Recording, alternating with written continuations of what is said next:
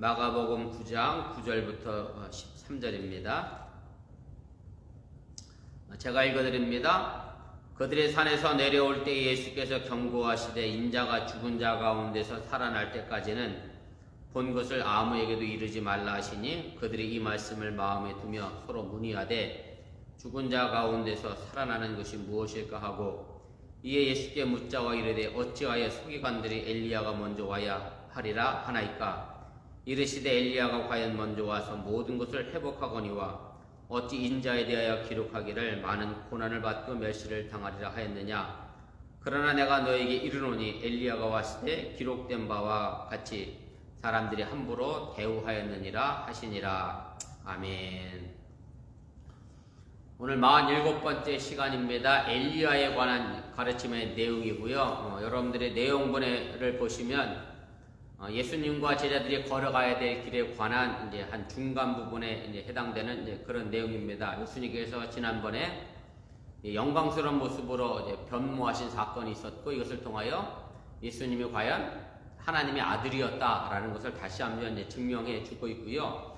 오늘 이제 그 사건 이후에 산에서 이제 내려오는 과정 속에서 예수님께서 엘리야에 관한 이제 가르침을 해 주고 계시게 됩니다. 그리고 9장 14절 말씀부터 이제 귀신 들린 아이를 고치심으로 해서 두 번째 순환 예고가 또 등장을 하게 됩니다. 우리 내용본회와 개요 함께 보도록 하겠습니다. 예수님께서 이제 세 제자들과 함께 산에서 내려오시면서 이제 변모 사건에 대하여 이제 아무에게도 이야기하지 말 것을 명령하시게 되는데 이제 언제까지 그것을 말하지 말라 하셨느냐면 인자가 죽은 자 가운데서 살아날 때까지 이제 이것에 대하여 말하지 말라 이제 그런 이야기를 이제 하게 됩니다. 그리고 나서 그 뒤에 엘리야에 관한 이야기가 이제 등장을 하게 됩니다. 그래서 오늘 이 짧은 이 구절 속에 보면 이제 두 가지 내용이 섞여 있습니다. 먼저 9절부터 10절까지 말씀해 보면 예수님께서 이제 변모 사건에 대하여 말하지 말 것을 이제 이야기하고 나서 인자가 죽고 나서 다시 부활할 것이라고 하는 이야기를 하게 되고 그 다음에 11절부터 13절에 뜬금없이 엘리야에 관한 이야기가 이제 등장을 하기 때문에 이 부분이 이제 앞뒤의 문맥이 서로 맞지 않아서 이제 두 자료가 서로 여기서 합쳐진 것이 아닌가 이제 그렇게 이제 생각을 하는 분들 계십니다. 그러나 이 두 본문의 내용이 통일성이 없는 것은 아닙니다. 왜냐하면 이것이 이제 제자들이 구약 성경에 대해서 제대로 잘 알지 못한 무지와 더불어서 또 하나 뭐냐면 예수님의 말씀에 대해서 오해로 생겨난 것이지 이 두 본문이 서로 다른 내용으로 합쳐진 것은 아니라고 하는 것을 여러분들이 기억을 하시길 바랍니다. 이 부분에 대해서는 제가 본문주의 시간 속에 다시 한번 자세하게 무엇을 오해했고 무엇을 예수님의 말씀에 대하여 무지했는지에 관한 이야기를 좀 하도록 하겠습니다. 그래서 5번입니다. 본문 9절부터 10절까지 대화 내용과 그 다음에 10절 말씀부터 13절의 대화 내용이 전혀 달라 보이지만 이것이 바로 변모 사건에 있어서 누가 나타났느냐면 엘리야가 나타났잖아요. 그래서 엘리야가 나타났기 때문에 그것을 여러분들이 그 엘리야를 주제로 삼은 것으로 이해하시면 되고요. 본문에서 어쨌든 모든 것을 이제 회복시키기 전에 엘리야가 먼저 출현하게 될 것이고 그리고 인자가 고난을 받고 멸시를 받을 것이다라고 하는 인자의 운명에 대하여 서로 언급하며 대조적으로 이야기하고 있음을 기억을 하시기를 바랍니다. 우리 본문주의 차례대로 좀 살펴보도록 하겠습니다. 그래서 먼저 9절부터 10절까지 있는 말씀의 내용인데 예수님께서 왜 제자들에게 변모 사건에 대하여 이르지 말라고 명령하신 이유가 무엇인가 라고 하는 얘기입니다. 제가 9절 10절 다시 한번 읽어드립니다. 그들의 산에서 내려올 때 예수께서 경고하시되 인자가 죽은 자 가운데서 살아날 때까지는 본 것을 아무에게도 이르지 말라 하시니 그들의 이 말씀을 마음에 두며 서로 문의하되 죽은 자 가운데서 살아나는 것이 무엇일까 하고 이제 이렇게 되어 있습니다. 예수님께서 이제 제자들을 향하여 이제 변화산에서 본 것을 이제 이야기하지 말라고 말씀하시면서 인자가 죽은 자 가운데서 살아날 때까지 본 것을 이야기하지 말라 이렇게 말씀하시는데 여기서 인자라고 하는 것은 이제 누구를 가르치는 거냐면 바로 예수님을 가르치는 거고요. 그래서 예수님께서는 뭘 얘기하신 거냐면 예수님께서 십자가에서 죽으시고 그리고 부활하셔서 자신의 길을 완성할 때까지는 아무도 예수님이 메시아의 길을 이해할 수 없기 때문에 이 부분에 대하여 행여 변모 사건을 통해서 또 다른 문제점을 만들지 않을까 해서 이 부분에 대하여 함구하라고 말씀하고 계시다라고 하는 얘기입니다.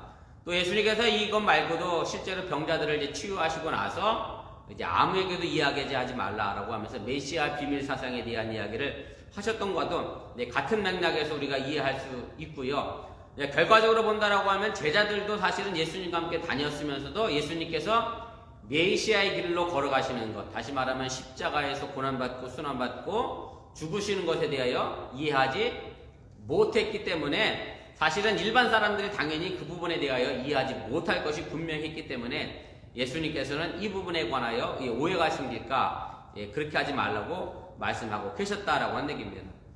결국 3번입니다. 그래서 누구든지 예수님과 함께 십자가의 길을 따르고 부활을 경험하지 않고서는 예수님을 올바로 이해할 수 없다라고 하는 얘기고, 그래서 실제로 많은 사람들이 예수님께서 십자가에서 돌아가셨을 때 예수님께서 메시아로서 뭐 하셨다라고 생각했느냐면 완전히 실패했다라고 생각했지만 결국 예수님 것이 실패가 아니라 하나님의 뜻을 이루어낸 그런 사건이었고, 결국 그것을 통하여 우리를 죄에서 구원해내시는 구세주 메시아 그리스도가 됐다라고 하는 사실을 여러분들이 기억할 필요가 있습니다. 사실 그래서 이것이 모든 우리 기독교인들이 반드시 기억해야 될 부분이라고 하는 얘기고요. 여러분들이 이미 잘 아시는 것처럼 영어로 얘기하면 No cross, no crown이라고, 십자가가 없이는 부활의 영광도 없다라고 하는 얘기고요. 우리가 고난을 통과하지 않은 영광은 주님의 길이 결코 아니라고 하는 사실입니다.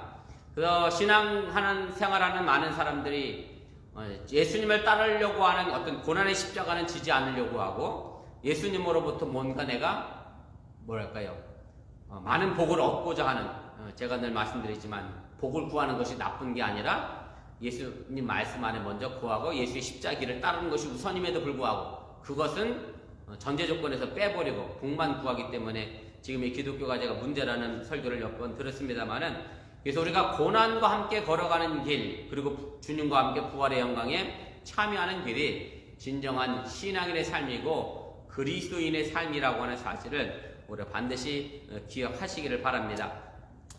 5번입니다. 그래서 우리 그리스도인들이 해야 될 것은 뭐냐면, 내가 주님과 함께 영광을 얻고자 하는 것에 대한 욕망, 꼭 주님과 함께 부활의 영광뿐만 아니라 이 세상에서 그저 흔한 말로 잘 먹고 잘 사는 일에만 집착하고 몰두하는 그런 욕망은 버려야 한다라고 하는 얘기고, 이미와 아직이라는 말로 제가 이미 여러분들에게도 설명을 드렸었습니다만, 이미 내가 천국을 체험했다고 해서 변화산에 있는 베드로처럼 여기 있는 것이 좋습니다, 내가 다시금 세상으로 내려가지 않겠습니다라고 얘기하는 황금글 속에 머물러서는 안 된다라고 하는 사실을 기억하시기를 바라고요.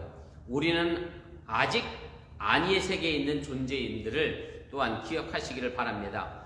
제가 이 부분에 대해서는 이미 말씀을 드렸습니다만, 예수를 믿음으로 해서 내 마음에 뭐가 임하였죠? 이미 천국이 임했지만, 그러나 궁극적으로 주님의 나라가 이 땅에 아직 안 임했음을 여러분들이 기억하시고, 우리는 지금의 주님의 재림 사건을 위하여 지금도 계속 걸어가고 있는 존재들이라고 하는 것을 기억하셔서, 그래서 6번입니다. 내가 아직 안위의 세계에 있으면서도 임의의 세계 속에 있는 것처럼 착각해서는 안 된다라고 하는 얘기고, 좀 쉽게 말씀드린다라고 하면, 내 신앙이 그래도 이만하면 됐다, 괜찮다, 내가 주님처럼 참 잘 본받았다, 이렇게 임의 속에 빠져서는 아니 되고, 나는 여전히 주님의 모습을 뒤쫓아가는, 끊임없이 달려가는 아직 안위의 신앙생활 속에 우리가 있어야 함을 여러분들이 기억하시기를 바랍니다. 자, 그럼 여기서 제가 아까 말씀드렸던 것처럼 제자들이 그럼 도대체 뭘 예수님의 말씀에 대하여 오해했느냐에 대한 부분이 등장하게 되는데, 오늘 예수님께서 오늘 여기서 뭐라고 말씀하셨느냐면, 인자가 죽은 자 가운데서 살아날 때까지는 이렇게 얘기하고 있거든요. 그래서 죽은 자 가운데서 다시 살아난다라고 하는 것은 일반적인 부활의 사건이 아니라 누구를 가리켜서 말씀하신 거냐면 바로 예수님 부활 사건을 의미하는 건데, 제자들은 이거에 대하여 이해하지 못했다고 하는 얘기입니다. 예수님께서 하신 이 말씀이 예수님의 부활 사건을 의미한 게 아니라 그냥 일반적인 부활, 다시 말하면 세상의 종말에 관한 이야기로 이해를 했고, 예수님의 죽음과 고난과 부활에 관한 이야기로 제자들이 이해하지 못했기 때문에 예수님 말씀에 대하여 오해하게 됐다라고 하는 얘기입니다. 9번인데요. 그래서 죽은 자가 종말에 다시 살아난다라고 하는 이 사상은 이미 제자들도 잘 알고 있었던 그런 내용이고요. 일반적으로 유대인들이 마지막 때 다시 자신들도 부활할 것이라고 하는 이 사상, 요한복음 11장에도 이미 우리가 나와 있는 이야기이긴 합니다만은, 죽은 자들이 종말에 다시 살게 된다라고 하는 이것은 제자들도 이미 잘 알고 있었다라고 하는 사실입니다. 그렇기 때문에 제자들이 그런 생각을 한 것이지 예수님의 고난과 죽음과 부활에 관한 생각을 하지 못했다라고 하는 얘기입니다. 요한복음 11장에 어떤 내용이 있느냐면 여러분이 잘 알고 있는 얘기입니다. 죽은 나사로가 다시 살아난 사건에 관련된 이야기고, 보세요. 제가 각주 달아서 아래다가 썼습니다. 그래서 1절부터 16절까지가 이제 죽은 나사로에 관련된 이야기고, 그 다음에 17절 말씀부터 44절까지가 예수님께서 무덤 앞에서 이제 죽은 나사로를 다시 살리시면서 나는 부활이요 생명이라고 이야기하면서 이제 마르다와 마리아에게 한 이야기죠. 내가 네 오라비를 살려낼 것이다. 그랬더니 이렇게 얘기하죠. 요한복음 11장 24절부터 27절까지 말씀인데 이렇게 되어 있습니다. 마르다가 이르되 마지막 날 부활 때에는 다시 살아날 줄을 내가 아나이다. 예수께서 이르시되 나는 부활이요 생명이니 나를 믿는 자는 죽어도 살겠고 무릇 살아서 나를 믿는 자는 영원히 죽지 아니하리니 이것을 내가 믿느냐. 이르되 주여 그러하여다. 주는 그리스도시요 세상에 오시는 하나님의 아들이신 줄 내가 믿나이다. 그래서 마르다조차도 마지막 때에 죽은 자 가운데서 자신들이 부활할 것임을 알고 있었다라고 한 얘기고, 그래서 마르다도 오해했잖아요. 뭘 오해했느냐면 죽은 오라비가 그때 다시 살아날 것으로 오해했다고 한 얘기고, 예수님은 근데 그것이 아니라 지금 내가 네 오라비 나사로를 살려내겠다고 한 말인데, 마르다도 그렇게 오해를 했다라고 한 얘기고, 그래서 오늘 여기 나와 있는 인자가 죽은 자 가운데 다시 살아난다고 하는 이 얘기를 제자들도 예수님의 부활 사건이 아니라 그냥 일반적인 부활 사건으로 오해했다라고 한 얘기입니다. 사실은 제자들이 이런 오해를 할 수밖에 없었던 것은 뭐냐면 메시아에 대한 일반적인 생각 때문이죠. 무슨 얘기냐면 메시아, 구세주 그리스도면 우리식으로 요즘 말로 하면 슈퍼맨 같은 존재가 되어져요. 당연히 죽음과 고난도 이겨내야 될 그런 존재라고 생각하고 있었다라고 하는 얘기고, 그런데 그 메시아가 지금 예수님이 뭐라고 말씀하고 계시냐면 많은 사람들한테 고난을 당하고 죽는다라고 하는 이 이야기에 대하여 아마 제자들이 쉽게 받아들일 수 없었고, 그것 때문에 당황스러워 예수님 말씀에 대하여 오해할 수밖에 없었다라고 하는 얘기입니다. 그래서 1차적으로 이미 예수님께서 자신의 순환 예고를 했잖아요. 이미 앞서. 그럼에도 불구하고 여전히 제자들은 그것을 이해하지 못했다라고 하는 얘기고, 우리가 다다음 시간에 하겠습니다만 예수님께서 두 번째 순환 예고를 또 하심에도 불구하고 여전히 제자들이 예수님의 순환과 고난과 죽음과 부활을 또 이해하지 못하고 있음을 우리가 계속해서 우리가 알게 됩니다. 자, 2번입니다. 제자들이 엘리야에 관한 서기관의 견해를 인용하면서 질문한 내용은 무엇이고 이와 같은 질문을 한 이유는 무엇입니까? 엘리야에 관한 뜬금없는 이야기가 갑자기 등장하게 된다고 말씀을 드렸는데 11절입니다. 이에 예수께 묻자와 이르되 어찌하여 서기관들이 엘리야가 먼저 와야 하리라 하나이까? 이렇게 되어 있습니다. 제자들의 이제 하늘의 음성을 들었죠. 이는 내 사랑하는 아들이니 너희는 저희 말을 들으라라고 하는 그런 음성을 듣음에도 불구하고 여전히 예수님께 대하여 비판적인 문제를 제기하게 되는데, 그것은 바로 죽은 자가 다시 살아난 것은 이제 마지막 때 일이기 때문에 죽은 자 가운데서 살아난다고 하는 이 말은 이제 제자들은 예수님이 마지막 때에 관한 이야기를 하는 줄 알았고, 그래서 마지막 때는 누구와 연결되어 있느냐면 엘리야와 관계되어 있기 때문에 서기관들이 이야기했던 그런 엘리야의 언급을 다시 인용하고 있다라고 하는 얘기입니다. 이것은 제가 지난 시간에 한번 말씀드렸습니다만 말라기서에 나와 있는 이야기잖아요. 마지막 때가 되기 전에 반드시 누가 온다고 되어 있었느냐면 보세요. 제가 뒷부분에 있는데 말라기 4장 5절 말씀에 이제 근거한 얘기인데요. 보라 여호와의 크고 두려운 날이 이르기 전에 내가 선지자 엘리야를 너에게 먼저 보낼 것이다 라고 이야기를 했다라고 하는 얘기고, 그래서 이 마지막 때 메시아보다 누가 먼저 와야 돼요? 엘리야가 먼저 와야 한다라고 하는 겁니다. 그래서 그럼 제자들이 지금 왜 엘리야를 언급했느냐면 바로 앞서 예수님이 뭘 얘기하셨어요? 죽은 자가 다시 살아난다라고 하는 부활의 이야기를 하셨거든요. 그럼 이 때가 언제라는 의미죠? 종말 때란 얘기예요. 종말 때를 언급하셨으니까 종말이 올 거면 그 전에 누가 먼저 와야 돼요? 엘리야가 먼저 와야 하기 때문에 이 부분에 있어서 제자들은 엘리야에 대한 언급을 하고 있는 거고, 이것이 제자들의 생각이 아니라 사실은 누구의 생각이었느냐면 그때 당시 서기관들의 생각이었다라고 하는 얘기입니다. 그런데 이것의 초점의 문제가 이제 생긴 겁니다. 뭐냐면 예수님은 지금 이 부분에서 뭘 얘기하고 싶은 거냐면 자신의 인자의 어떤 순환과 죽음과 부활에 관한 이야기를 하고 있는데, 제자들은 그것에 대하여는 관심이 없고 메시아가 왕국이 도래해서 자신들을 어떤 정치적으로나 어떤 해방시킬 그런 데 더 관심을 집중하고 있었다라고 하는 얘기고, 그렇다 보니까 인자에 관련된 이야기보다 엘리야가 와야 그때가 종말이고 자신들이 구원받는 어떤 정치적으로 해방되는 그런 시기가 올 거라고 생각했기 때문에 이제 제자들은 예수님의 죽음과 고난보다는 엘리야에 대하여도 관심을 이제 가졌다라고 하는 얘기입니다. 이제 이것이 왜 서기관들과 제자들에게 문제가 되느냐면 이제 이겁니다. 예수님이 와셔서 제일 먼저 한 설교의 내용이고 세례 요한이 한 설교의 내용이긴 합니다. 뭐라 그랬죠? 회개하라, 천국이 가까이 왔다. 천국이 이미 예수님은 왔다라고 선포하셨는데, 그래서 이 부분에 대하여 항의하고 이의를 제기하는 겁니다. 천국이 왔으면 그럼 그 전에 누가 왔었어야 해요? 엘리야가 왔었어야 하는데 왜 엘리야가 오지도 않았는데 너는 지금 하나님의 나라가 지금 임했다라고 얘기하느냐? 엘리야가 오지도 않았는데 왜 너는 지금 이 땅에 하나님의 나라가 임했다라고 얘기하느냐? 서기관들이 그것 때문에 이제 예수님께 항의를 한 건데, 제자들도 서기관들과 똑같은 그런 질문을 지금 하고 있다라고 하는 얘기입니다. 마지막 3번입니다. 그래서 이 질문에 대하여 예수님은 엘리야가 이미 왔다라고 말씀하고 계신데, 이것을 누구를 지칭하느냐라고 하는 얘기입니다. 12절, 13절입니다. 이르시되 엘리야가 과연 먼저 와서 모든 것을 회복하거니와 어찌 인자에 대하여 기록하기를 많은 고난을 받고 멸시를 당하리라 하였느냐? 그러나 내가 너희에게 이르노니 엘리야가 왔을 때 기록된 바와 같이 사람들이 함부로 대우하였느니라 하시니라. 예수님께서는 엘리야가 세상 끝에 나타나서 모든 것을 회복할 것을 이제 인정하셨습니다. 그래서 엘리야도 하나님의 뜻을 전하였던 선지자였고 또 죽음을 보지 않고 승천했기 때문에 마지막 때에 다시 나타날 것으로 이제 기대가 되었던 그런 인물입니다.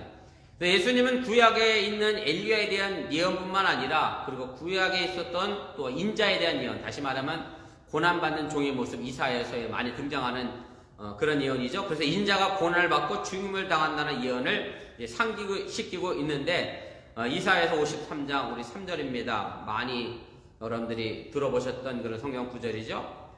그는 멸시를 받아 사람들에게 버림받았으며 간고를 많이 겪었으며 질고를 아는 자라 마치 사람들이 그에게서 얼굴을 가리는 것 같이 멸시를 당하였고 우리도 그를 귀히 여기지 아니하였도다. 이렇게 말씀하시면서 인자의 고난과 멸시에 당함은 이야기를 하게 됩니다. 그래서 사실은 예수님께서 의도하신 것은 뭐냐면 엘리야가 먼저 오는 것은 인정하셨고 그것이 엘리야를 통하여 먼저 치유하는 것도 회복하는 것도 인정하셨는데, 그러나 예수님이 더 관심 가졌던 것은 뭐냐면 그 뒷부분이죠. 자신의 순환과 죽음과 부활에 관한 것이 더 중요했기 때문에 예수님은 그 부분을 이제 이야기하셨다라고 하는 얘기고, 그것을 제자들에게 알게 하고 싶었다라고 하는 얘기입니다.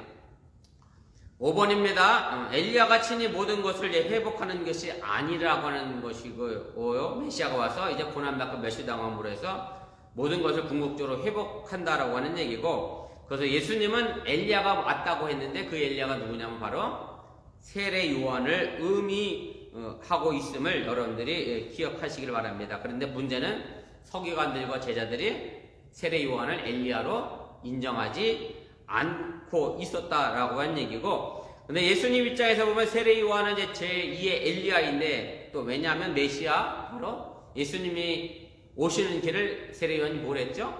미리 예비하고 준비했잖아요. 그래서 메시아의 선구자였고, 그래서 그리스도가 고난을 당한 것처럼 사실 세례 요한도 어떻게 됐죠? 고난을 당하고 죽었잖아요. 그래서 마가복음의 이야기의 문맥상의 흐름을 보면 이렇게 돼 있어요. 세례 요한이 와서 복음을 선포하다가 고난받고 죽었어요. 그 뒤에 메시아 그리스도 예수님이 오셔서 고난받고 복음을 선포하다가 돌아가셨어요. 그리고 그 뒤에 이어지는 제자들이 또 어떻게 했죠? 복음을 전하다가 고난받고 죽었다. 결국 이런 맥락이거든요. 결국 우리도 지금 이 시대에서 예수의 복음을 전하다가 모할 각오까지 하라고 하는 의미냐면 바로 순교할 것까지 각오하라고 하는 그런 의미의 맥락이 마가복음 전체에 흐르고 있고, 그래서 마가복음을 가지고 또 다르게 고난의 복음이다 혹은 뭐 고난의 신학이다라는 말로 설명하고 또 이해하기도 합니다. 그래서 마가복음 저자는 이제 8번인데요. 이처럼 세례자의 운명과 예수님의 고난을 서로 병행시키고 있고, 조금 더 나아가면 바로 그것이 제자들의 운명과도 연결되어지고, 더 나아가면 지금 이 시대에 우리의 운명과도 같이 연결되어지고 있음을 이야기하는 거고, 그래서 세례 요한은 벌써 헤롯에 의해서 죽음을 당했기 때문에 예수님의 참된 선구자로서 입증됐기 때문에 예수님은 바로 그 세례 요한을 엘리야로 이해하고 있었다라고 하는 사실을 여러분들이 깨달으시기를 바랍니다. 그래서 오늘 제자들이 오해하고 무지했던 부분에서 보면 우리가 또 하나 기억해야 될 것을 제가 말씀드리지만, 예수님의 죽음과 그 다음에 다시 부활하심의 사건, 그래서 지금 우리가 강림절 시기 속에서 예수님의 다시 오실 재림을 기다리는 이 시간 속에서 우리가 어떤 자세로 살아야 하느냐면 임의가 아니라 아직 아니의 자세로 우리가 살아야 하고, 그래서 제가 지난주에 설교드렸던 것처럼 그것은 아직 아니기 때문에 막연한 기다림이 아니라 뭔가 이루려고 하는, 완성하려고 하는, 행동하는 기도가 필요한 시대임을 여러분들이 기억하시고 오늘도 그 발걸음을 한 걸음 더 나아갈 수 있기를 주님의 이름으로 부탁을 드립니다.